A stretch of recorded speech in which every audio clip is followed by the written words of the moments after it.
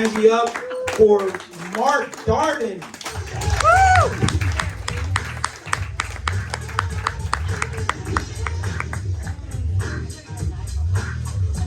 There it goes. Evening. There was a fun event this year. The FBI had to shoot somebody because he wanted to kill the president with a sniper rifle. I think that guy didn't watch the news enough because the president almost got taken out by a couple of slippery steps. He was just he almost died going up a plane. Then Secret Service, I don't know if it was an inside job, but they tricked him into getting on a bike without training wheels. I mean, that almost got him. Sniper rifle's trying too hard. Come on. You could take that guy out by just slipping a waiter $20. Put some croutons in his salad. You got him. Anything that would get a baby would get this guy. You don't need a sniper rifle.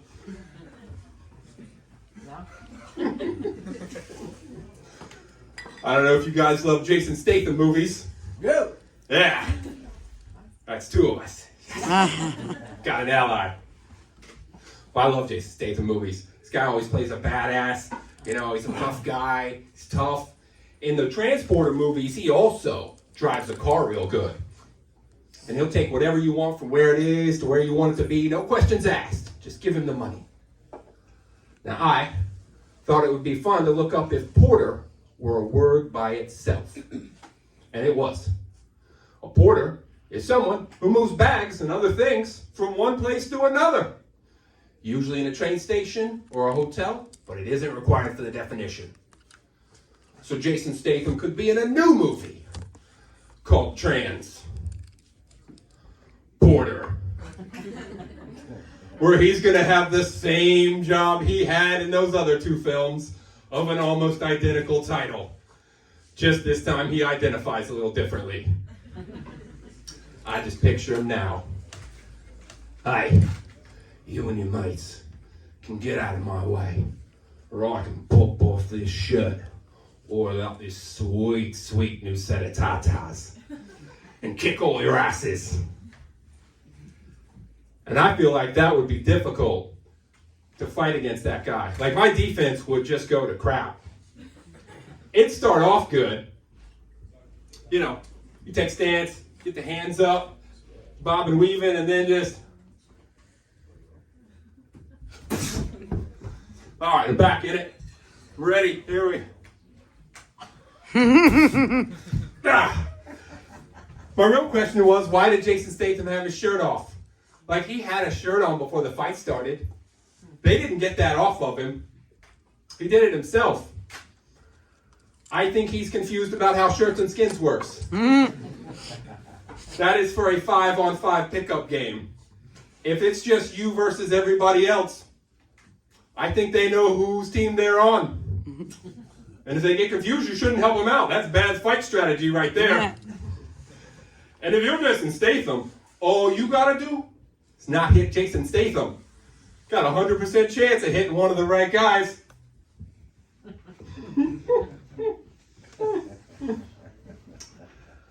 As a kid, I loved to watch Sesame Street. That is a wonderful show where cracked out puppet monsters taught me the basics of math and language, you know, how to be a decent person.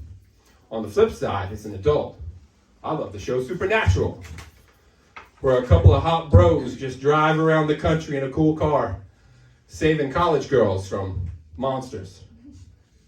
Now, I would have liked to seen these two cross over. If the bros from Supernatural had shown up on Sesame Street, I like to think they would have gotten there right around the time Count's helping out. Children, do you know the Sesame Street number of the day? And that's when the Supernatural bros show up. You're preying on kids, you sick son of a bitch? No, I don't bite the children. I just teach them to count. 1, 2, 3. Stakes to the heart. Sesame Street would get a little bit darker if I was in charge. I wish the end of Forrest Gump had ended with Forrest Gump being cynical. He had been through enough. I wish he had just started letting people know about it.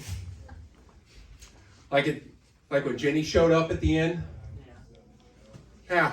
I wish he had just been like, Jenny, I may not be a smart man, but I know that a woman who's about to be on the wrong side of 40 and has been through more men than a linebacker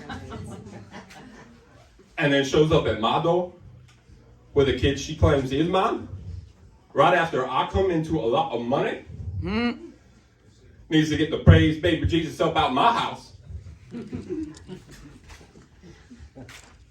I got a call from my lawyers the other day, and they said that a promise to a dying friend in a foreign jungle is not a legally binding contract. So I cut Bubba's mom off. I told her if she wanted any more of this sweet, sweet shrimping money, she could show up to the docks on Monday. She did not like that. I don't know why my mama did all that back-breaking labor to get me into a regular classroom. In a special classroom with a 69.5 IQ, I would have been at the top of my weight division. I would have gotten all the scholarships and been a shoo-in at the Special Olympics. Maybe my mama was also a little slow. I don't think that those collegiate coaches had my best interest at heart. Do you know that there is a sport called track and field? Where all you have to do is run real fast and no one tries to hit you? When you have as few IQ points as I do, you can't afford to lose any of them.